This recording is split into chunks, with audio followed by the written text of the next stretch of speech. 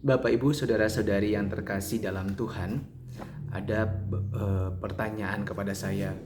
Pastor, kalau seandainya kami atau saya menolak salah satu dari ajaran gereja, apakah saya sesat atau tidak? Atau pertanyaan lebih menghujam, Romo, kalau saya itu menolak Konsili Vatikan kedua, apakah saya masih bagian dari anggota gereja Katolik? Saya akan membacakan kepada Anda jawaban dari gereja yang ada dalam Kitab Hukum Kanonik. Kanon 749. Berdasarkan jabatannya, Paus memiliki ketidakdapatsesatan infalibilitas dalam magisterium apabila selaku gembala dan pengajar tertinggi seluruh umat beriman yang bertugas untuk meneguhkan iman saudara-saudaranya memaklumkan secara definitif bahwa suatu ajaran di bidang iman atau di bidang moral harus diterima. Nah, ini sempat menjadi pergolakan sehingga ada beberapa orang yang menolak dengan ajaran ini. Mereka memisahkan diri menjadi gereja Old Catholic atau Katolik tua. Ini hasil dari Konsili Vatikan pertama. Dan ya, sama seperti konsili-konsili sebelumnya, itu juga membuat beberapa kelompok tidak puas dengan hasil konsili ini dan mereka memisahkan diri dari gereja. Maka kalau seandainya mereka ingin bergabung kembali, maka mereka harus taat dengan iman mereka, taat dengan iman gereja, dan mereka harus menerima sakramen tobat dulu. Kalau mereka sudah Katolik, tapi kemudian mereka berpisah dan mau kembali lagi. Dalam paragraf kedua dari kanon yang sama, ketidakdapatsesatan dalam magisterium dimiliki pula oleh kolegium para uskup apabila para uskup tergabung dalam konsili ekumenis, melaksanakan tugas magisterium dan selaku pengajar dan hakim iman dan moral, menetapkan bagi seluruh gereja bahwa suatu ajaran di bidang iman atau moral harus diterima secara definitif. Ataupun apabila mereka tersebar di seluruh dunia, namun memelihara ikatan persekutuan antara mereka dan dengan pengganti Petrus, mengajarkan secara otentik bersama dengan uskup Roma itu suatu dari ajaran iman atau dari moral, dan mereka seia sekata bahwa ajaran itu harus diterima secara definitif. Paragraf ketiga, tiada suatu ajaran pun dianggap sudah ditetapkan secara tidak dapat sesat kecuali hal itu nyata dengan pasti. Nah, Bapak Ibu saudara-saudari yang terkasih, dengan demikian semua yang diajarkan atau diputuskan dalam konsili ekumenis, khususnya dalam iman dan moral, itu harus ditaati oleh seluruh umat beriman. Kalau tidak taat, maka dia secara iman sebenarnya sudah tidak menjadi bagian dalam gereja Katolik. Nah, Kanon 750 paragraf 1 bilang begini. Dengan sikap iman ilahi dan Katolik harus diimani semua yang terkandung dalam sabda Allah yang ditulis atau yang ditradisikan, yaitu dalam kasana iman yang satu yang dipercayakan kepada gereja dan sekaligus sebagai yang diwahyukan Allah dikemukakan entah oleh magisterium gereja secara meriah, entah oleh magisterium gereja secara biasa dan umum.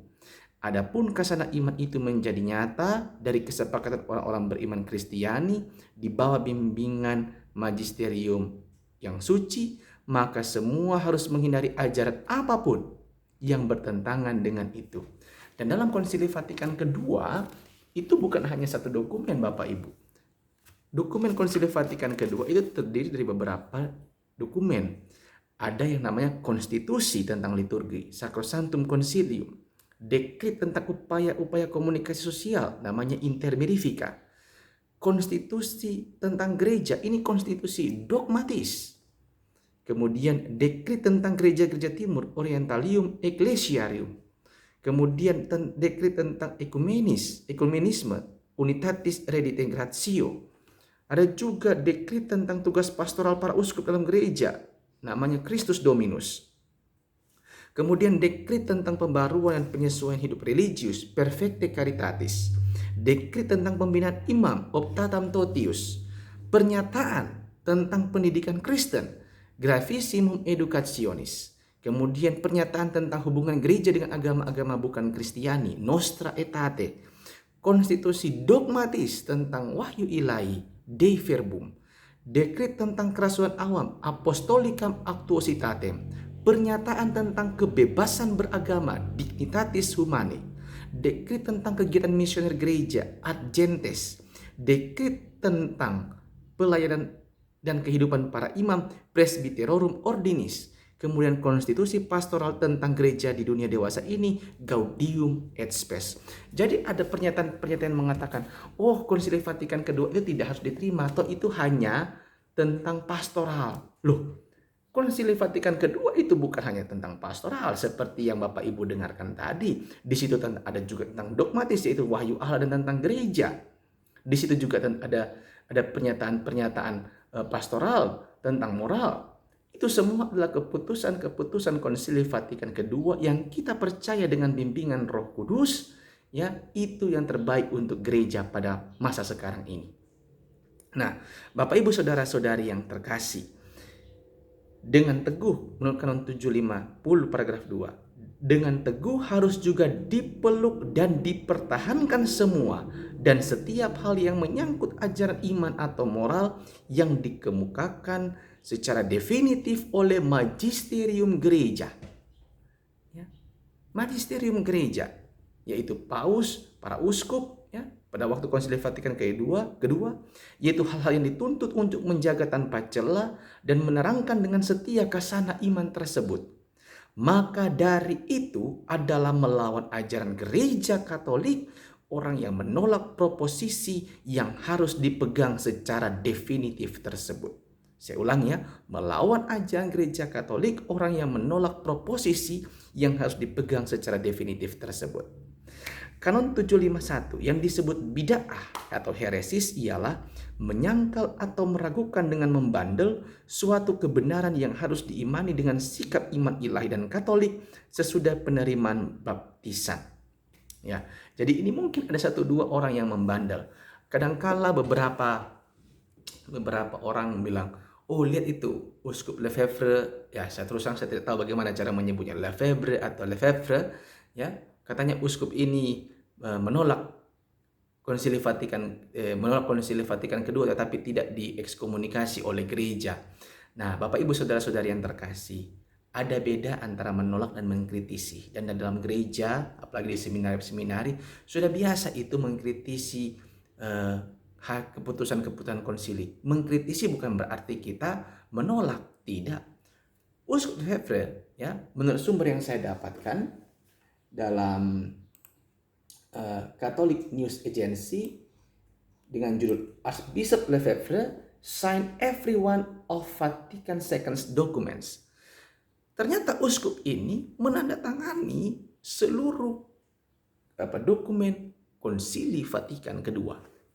Dia kemudian diekskomunikasi karena kasus yang lain oleh Paus Yohanes Paulus II, yaitu dia menhabiskan beberapa imam menjadi uskup di luar sepengetahuan tata suci.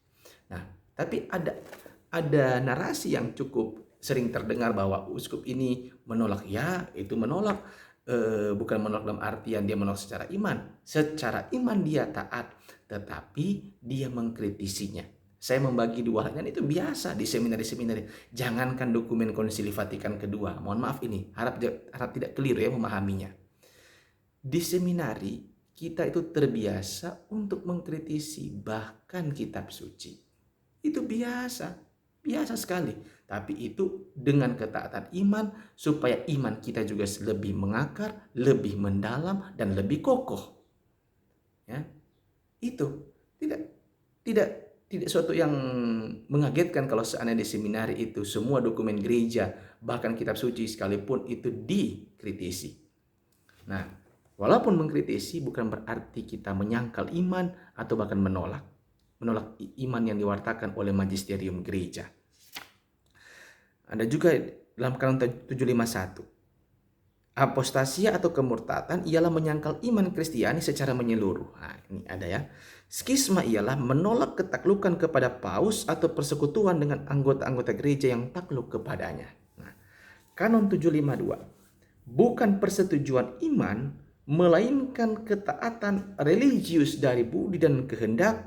Nah ini, ketaatan religius obsequium yang harus diberikan terhadap ajaran yang dinyatakan atau oleh paus atau kolegium para uskup, ya, dalam hal ini adalah konsili, secara lebih khusus konsili Vatikan kedua, mengenai iman atau moral bila mereka menjalankan tugas mengajari yang otentik meskipun tidak bermaksud untuk memaklumkannya secara definitif. Maka umat beriman Kristiani hendaknya berusaha menghindari hal-hal yang tidak sesuai dengan ajaran itu.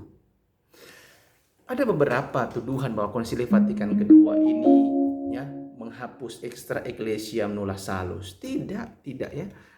Tolong dibaca dengan menyeluruh, dibaca dengan tepat ya. Memang ada bahasa-bahasa yang membuat orang berpikiran bahwa gereja mengakui ada kebenaran-kebenaran dalam agama lain, itu artinya gereja mengakui bahwa tidak ada bahwa ada keselamatan di luar gereja. Itu memang kata-kata ini memang perlu dipengerti secara baik ya, yang dalam Konsili Vatikan kedua, supaya kita bisa mengerti bagaimana kita berhadapan dengan Allah ya, posisi iman kita ketika berhadapan dengan Allah dan ketika kita bergaul dengan umat manusia yang bukan seorang Katolik, begitu.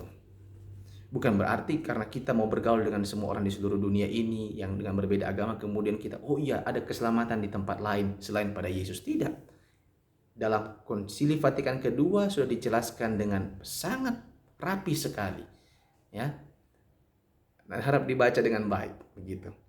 Semua orang beriman Kristiani, Kanon 754, wajib menepati konstitusi-konstitusi dan dekrit-dekrit yang ditetapkan oleh otoritas gereja yang legitim untuk mengemukakan suatu ajaran atau untuk menolak pendapat-pendapat yang sesat. Tetapi secara khusus ini berlaku bagi ketetapan yang dikeluarkan oleh paus atau kolegium para uskup. Ya, Bapak Ibu Saudara-saudari yang terkasih dalam Tuhan, sekali lagi, dengan Konsili Vatikan kedua, mari kita belajar taat. Ada hasutan dari kiri dan kanan, dari orang-orang yang tidak jelas, ya. Kita menyikapinya dengan beriman sebagai orang dewasa yang beriman. Jangan sampai iman kita ya diombang-ambingkan justru oleh pernyataan-pernyataan yang